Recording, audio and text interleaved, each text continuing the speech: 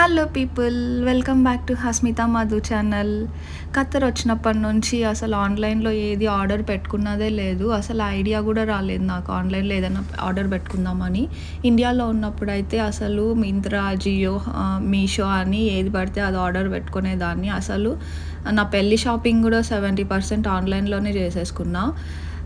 అలా అయింది. ఇంకా ఇది కూడా ఈ ట్రెండియో యాప్ మా ఆఫీస్లో వాళ్ళు చెప్తేనే రివ్యూ బాగుంది, క్వాలిటీ కూడా బట్టలు చాలా బాగా వస్తున్నాయి అంటేనే ఇందులో ఆర్డర్ చేసుకున్నా అనమాట బట్టలు.